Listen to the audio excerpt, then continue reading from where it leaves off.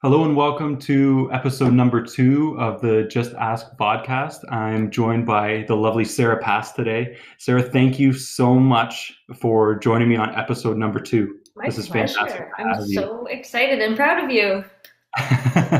Thank you, thank you. And Sarah, former teacher, still very much an educator, now an entrepreneur, and also most recently an author, which is absolutely incredible. 25 Awesome People I Know. It's available on Amazon.ca, I believe. Yep, And Amazon.ca. yeah, and also in local Indigo or chapters. Yeah, Coles in Brantford, but it's in the Coles Indigo chapters database. So you could go into anyone and say, why is this not in your stores? So, shameless plug. Fantastic. Thank you. I love it. I love it. So the Just Ask podcast is all about public speaking, hosting, kind of getting up in front of people and chatting with them, whether it is in person or through video or on the phone even, being able to speak fluidly, eloquently, getting your point across, being able to ask questions, writing. There's so much that goes into with the research behind everything as well. Do you remember the first time that you ever had to get up and speak in front of the room, or perhaps it was a performance? Yeah. Okay, two things come to mind. And I'm glad that you shared that long list because you assume it's maybe one speaker in front of a room, but you're right. There's so many different ways to communicate and deliver a message. Two things come to mind. The first, I can't help but think I'm kissing my 40th birthday in a couple weeks, but I did spend 10 years as a high school teacher, and there's nothing more humbling at 24, very young. I was very lucky to start my high school teaching career early. I was blessed with a teaching position, but there's nothing more humbling than that audience of high school teenagers, right? And my initial classes ranged from 14 to 21. I had a 21-year-old in my first Wow. one of my first classes. So that was a very humbling group. And you learn, you some days felt really good, some days were challenging, your different audiences were challenging. So that would be my first one. I Right. grew up as an athlete, and so one of the drama teachers early on in my high school teaching days said to me, Sarah, you're around a lot of the athletes, but you'd probably like the opportunity to meet some of the other population of the school. So I'm not a singer, I am not a dancer, I am not a performer, but it was very humbling and a great learning opportunity. I was one of the cast of Oliver at BCI in the Oh, nice. play, and it was a great experience too, to feel the fear and do it anyway and try something different. And so I thought, I always teach, I have young children, and I think if I ask them to be courageous and try new things, then I sure as, I better have that courage too to try new things. So, Right. yeah. Right. Yeah, that must have been that must have been an interesting time when you had that 20, like only 3 years younger than you in your class, and really knowing your audience, like how to speak, because then at that point, like an 18-year-old or 17-year-old, you got to speak to them differently than you would like a 21-year-old. And Right. then, yeah, I think I had the advantage, the leverage, because I knew the age or the age difference, but they didn't necessarily know that. I felt it allowed me to really connect. I was relatable to my audience. Mhm. So that's something that I've taken now into my teaching is be relatable, know your audience. So you shared that really nicely. But yeah, that relatable piece is very, very helpful. But you have lots of different learners. So you're right. I am no longer in a formal classroom, but I'm an educator at the core. And I take that to a lot of my presenting. Um, know the room, but know that there's many different learners. Some people are Right. visual, some people are auditory, and engagement. I did actually a speaking engagement last night, and the room was a great size, cozy, but I always, move the crowd together, and Mhm. not just traditional rows. That feels kind of stuffy. And then, have a chance to interact or get people involved or get down to their level, not just, I'm not always, stand up in the front, know that I'm the speaker and I like to, engage the audience, right? Right. Right. And now is I like to talk about like the idea, like the research and the preparation behind when you do speaking engagements like that. And I had never really thought about like actually digging in a little deeper on knowing the audience And I think that's something that maybe I just assume, but that's what do you do to kind of visit that and go through who your audience is? Yeah, I think that sometimes you have that ability to know ahead of time, and sometimes you don't. You're not privy to that information. But maybe it's asking some really good questions. I think sometimes Right. we assume that the speaking involves, us presenting. But even yesterday, I had the opportunity. The drive was clear and beautiful, sunny. I arrived an hour early because that's a part of my preparation. Even though I'm a speaker, sometimes I tend to be nervous or introverted. So yesterday, I had the opportunity. A couple of the girls saw that I arrived early, and they said, "Hey, Sarah, come and join us." And one side of me thought, oh, it'd be neat to prepare mentally myself, and I just said yes. I took that opportunity. I had the ability to engage with the audience for half an hour before I even spoke. So I had their attention. They felt connected to me. So if you have the opportunity to even connect, ask questions. So I'd like to know, do I have moms in the audience, is dads, parents, not parents? I'm a bit of a storyteller in my approach, but I know and I want to be relatable to my audience. If I'm speaking to students, I'm not going to, talk wear my mom hat. If I'm speaking to parents, I'm absolutely going to wear that badge of honor because you want to be relatable. So people know, I had my son was homesick today. I had to do the mom shimmy or shuffle, and then they can, you feel relatable. So Right. Awesome. And I think I know the answer already because I can kind of see it in your eyes as you're talking about speaking. But is it something like you had mentioned there that you get a little nervous before you get in front of the room? And I think the majority of people do have that. They kind of get like the pregame jitters. But is it something? Do you enjoy getting up in front of the room and speaking? I do. And so the nervousness, it's just, I think of it as energy because I Right. know I have value to add. I know that room like, I'm grateful that they've taken the time to share with me, right? Time is our number one asset these days. It's so valuable. So for someone to Mhm. take time away from what they could be doing, say family, to be with me, I am so grateful for that. And so I want to make sure they have something to take away. I know that I'm going to learn from the room too. So I think it's just, instead of nervous, I'd like to reframe it as excited energy, but Right. also energy of value, right? I feel committed in a good way that I want you to walk away from that evening or hour or half an hour and say, wow, right? That was impactful. I Mhm. feel great. I have something to carry on, maybe more inspiration or courage to do something, or learning, or another tool for their tool belt. So I think the energy is excited, but also I know that it's going to move someone forward.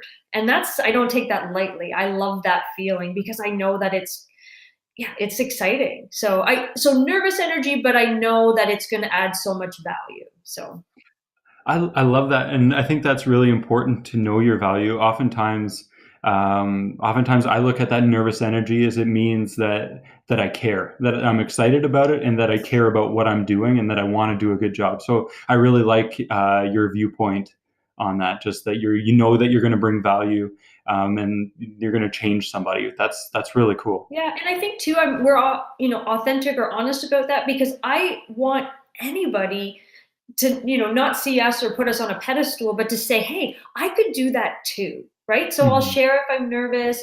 And think of professional athletes, right? They all get the Right. jitters before, or, a performer get the jitters before going on. We're human. Even I heard this the other day that Oprah was interviewing Beyonce, and even Beyonce on commercial looked to Oprah and said, am I doing okay? Right? Because we Yeah. all look to be validated. So Right. that's just human nature. So, but I like to share those authentic times with people because I want anyone to not look at us and say, oh, that's cool, but I don't have the courage to do that. I want people to say, wow, Sarah and Ben, they do that even, even though they are nervous or they're looking to Mhm. hone or gain a skill. I want people to say, I could do that too. Right. Yeah. Right. And I think that taking that approach is like to bring that around is being super relatable is key. And I know like down here, one of the questions that I wanted to bring to you was, what is your speaking style? And you mentioned it already that it's storytelling. And through sharing your story in your journey from being a teacher in the classroom to now an educator, an entrepreneur, now an author, like that is such a cool journey. And there's I think everybody has dreams that out there that they want to be able to achieve these things. And as you're speaking and sharing about the new knowledge that you have, that kind of creates that pathway for them to be able to wander down and know that it is possible for them. Well, and I think too, we can tell people, I think they say like facts tell, but stories actually connect. So I don't want to just give people information and they think, oh yeah, okay, well, I wrote it in a journal or a notebook and I tuck it away and I'll never think of it again. But when you tell someone a story and they can connect to a feeling from that story, all of a sudden they take a little piece of that and move it forward. So I love those stories. I'm always, and maybe I have ears for it, or I always say I'm a big nerd, but if I read something or hear something on the radio or something pops up, I'm, listening to a podcast or a story, I take those, I jot them down, and then I just have these stories, and you never know where they could weave in. And I think that comes with experience, and that comes from having, say, 10 years of different little stories. And that's what I love about, I'm sure as a 20-year-old teacher, I had one thing, and I would love to, I'm way too particular with my time and my flexibility, my freedom, but I would love to see what the 39-year-old, 40-year-old teacher, Sarah, looked like in a classroom, because I have so much material now and to share. Right. How important is preparation for you as far as what you're actually going to be speaking to? I think it's so important. I kind of parallel it to athletes. That muscle of firing power, it comes with the preparation, with practice, right? With professionalism, with progress. So it is more important, I think, that then we don't want to downplay that piece of it. Because we are professionals. So it does come with preparing, with practicing. But yeah, I like to know what I'm saying. We talked a little bit about not being scripted. I want to be fresh and not feel robotic. But there is a practice and a preparation for sure that comes, right? Making sure you've had a good night's sleep, making sure you've had good nutrition and hydration. So you're really bringing your best to that audience, in preparing material as nicely as you can. But years ago, I think I over prepared. And then that just increases your nervous energy. So now I say to myself, Sarah, you have prepared. So maybe your preparation as you become more senior in it's less time, but you've prepared more over the years. So I know that for myself, you can also over prepare and overthink, and then that's not necessarily aligning the best energy either. So just trusting and being confident in that you have prepared enough. So. Right. And that comes back to knowing your value. And I think when you really know the subject that you're speaking to and you have passion behind that, I think it's important more to look at just almost having bullet points. Totally. And and then just running with that from there. I love that. Seeing where it goes. I think years ago I was more nervous as a teacher when you were teaching different material. I've taught anything from history to sociology, psychology, chemistry. And I was more nervous, say, the days I was doing the chemistry and it was more scientific and specific. But when I was teaching anthropology, psychology, sociology, we could have a really great discussion and bring in your perspective. And I can tell when I'm speaking about what I'm really passionate about and then speaking about something that doesn't light your fire as much. But yeah, my speaking style is passionate, right? I'm animated and I don't apologize for that, but people probably laugh at, but I get excited and I get passionate because same thing. I want people to connect to that feeling, right? Resonate to something deep down that I'm hopefully, hitting a feeling. Yeah. Do you have any tips or tricks for individuals that maybe have a story already but aren't quite sure on how to share? Yeah, maybe it's asking for the right opportunity, right? And it might be starting with an audience that you're comfortable with. Maybe smaller, maybe video. I think sometimes people, even though this might be new for someone, maybe it's a more comfortable forum. Maybe it's FaceTime. Maybe it's with a friend or coworker. But yeah, you have to start somewhere and build on that. And maybe just asking for that opportunity to share. Right. No, I think that's important. And it not being, the worst case somebody says is no. right at that point, and just being able to say yes to things has led, I know for me personally, it's led to a wide, like I wouldn't be sitting here chatting with you, being able to actually know you, and also be like doing this show and doing the other things, unless, like, if I had said no a few years ago when Matt and I were talking about doing the, like, starting Millennial Network Group, we wouldn't be here. I don't know where I'd be. But it's just a series of yeses until this point. So it's so important to just get out there and ask, because you never know where that's going to lead. Well, and honestly, even if you are nervous, your audience or people watching are super proud, right? They're Right. just thinking, Right. wow, like that's amazing, right? Whereas we think, Hmm. are people being critical or judgmental? It's a very small amount of people that are. And then the majority of the people are in awe at the courage, right? And are Right. positively thinking, wow, like good for you. I'm proud of you. So, and that's what I've seen in my experience. And here, right, the dialogue is usually, wow, I'm so proud, like I wish I had the courage to do that. How did he do it? Right, it's curious and Yeah. excited. Hmm. So Yeah. Do you have, or what do you hope to achieve through sharing your message? yeah, I just want to spread the curiosity but the courage piece, and I feel like often I've been like a vehicle of just seeing people see me go first. Right. Leaving the classroom was very untraditional in right now, but I want people to say, like, if it doesn't feel good, move. If it doesn't feel Right. great, adjust, ask the question. And so I always say I'm an agent of courage and change, to say it's not as scary as you think. For me, it was a scarier alternative to stay what I was doing. And like yourself, you shared, I couldn't imagine if I was still just in the traditional classroom, I would have missed so many opportunities to connect, meet new people. I wouldn't have written a book. I wouldn't have Right. explored all the other avenues. So yeah, just I hope that people see me, can also relate to me, and say, "Wow, if Sarah can do it, I can do it." Right? She's Yeah. just a mom. She's just a teacher. Right. She's though all those things.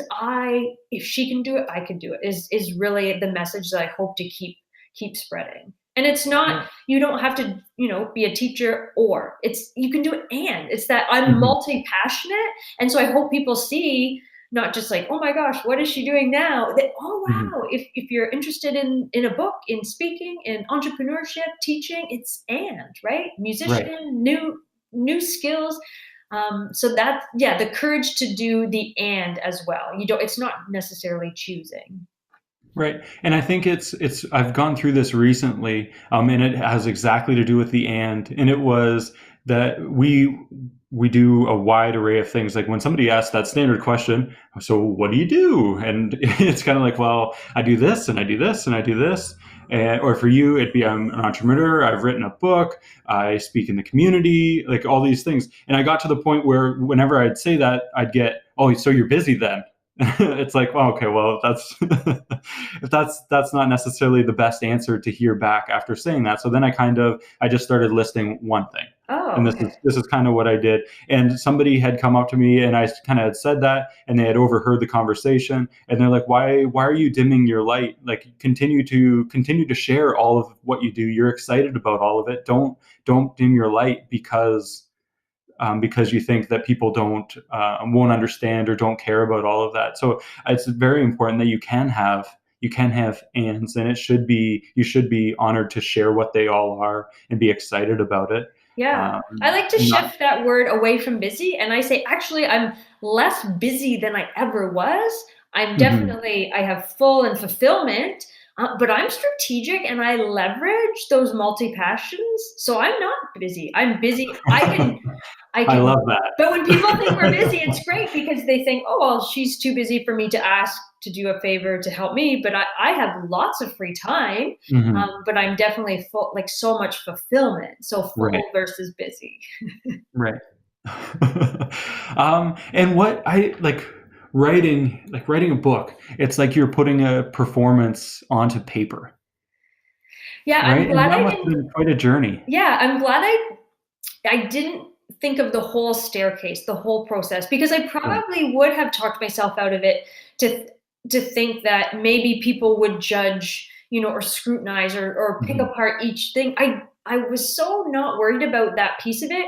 The book is a collaboration, a collection of 25 awesome stories of people I know. And so, what I wanted to do or accomplish with the book was to encourage people to have those conversations. Right. So maybe it didn't feel as scary because it's, again, wrapping yourself around in a beautiful community. So it was the 26 of us wrapping, Right. so it was an accomplishment for all of us, an achievement for all of us. So I worked with an amazing team of people, and I just took the next right step. I didn't worry about the end or how far I was from the end. I just, Sarah, today, what was the next right step to move you forward in that process? And so every day I just took a step and took a step. A couple times I thought, we're never going to pull this off. And then I thought, no, like back on track, positivity. I think I can be positive to a fault. And what's the next right step? And it all came together, and it was really exhilarating. It was a great experience. So. Yeah, and I love a quote that I found that you had put on your website. If it doesn't challenge you, it doesn't change you. Yeah. And one of the inspirational quotes of the book was, not every conversation will change your life, but every Right. conversation has the chance to change your life. And that was from a podcast, an inspiring woman I know, Liz Dolan, who was one of Nike's right-hand women. And I think that's so cool, right? In a Right. world and Right. industry dominated by men, I was like, I just love Liz Dolan. But it's so true. We sometimes, in a world where we're so social, we're Mhm. also not as connected, picking up the phone, having those rich conversations. So I wanted to just bring us back to, don't be fearful to have that conversation. Like, Right. my kids laugh at me all the time because I'm that person in line at Zayre's who will just strike up a conversation if the person wants to engage. And next thing you know, or my neighbor, right? I know all my neighbors. We know lots about it, Right. right? We're just social. But I want to connect. I want to break bread with people. I want to have conversations, have great, meaningful conversations, and not. I think we miss so many opportunities to really connect with people, because what are people quick to do? Well, let's complain or gossip or whatever. And I don't do well in those situations, but you want to like really, really have a great deep conversation. And it's so cool because the stories in the book, some people shared things, even though I know all of these people in my life, a few people blew me away. I had to call them and say, I didn't know that. Like, how did I Yeah. not know that about you? And I'm just so grateful that they had the courage to share heartfelt things, exciting things, shocking Right. things, like good, bad. Like, the book will make you laugh, tug at a heartstring, but not all the stories are like tugging at a heartstring, but some Right. really neat stuff. Yeah. Awesome. That's incredible, Sarah. Thank you so much for sharing. Do you have any performance or any speaking engagements coming up where people might be able to find you? Yeah, I'm excited to be a part of an upcoming anthology, a success anthology. It's 40 women, Canadian and US. So it's dynamic. It's a collaboration of dynamic women. So I'll share a Mhm. little bit more about that to come, but we're going to be doing a few similar interviews and things with the women in the book. Amazing. Yeah, and then I'm excited to be speaking more about 25 awesome people I know. I'm doing at the Brantford Library. We're going to do an author talk about that. Hoping to be at a local chapter, say Ancaster Way, hopefully soon. And then because a part of my progress and preparation is usually once a week, I like to deliver a message. Just again, keep your skill, honing on your skills and practicing. So I do Right. a lot on whether it's Instagram Live and all those different platforms just to be practicing. So Awesome. And we'll have all your social media handles tagged in the post and also good. in the video, so people can find you to hear more and to learn more, and also to find your book too. Awesome. That's so fun. Awesome. Yeah. Well, thank you very much, Sarah. Really appreciate your time. And with that, this is the end of episode 2. So thank you for joining us, and we'll see you next week. Thanks, Ben.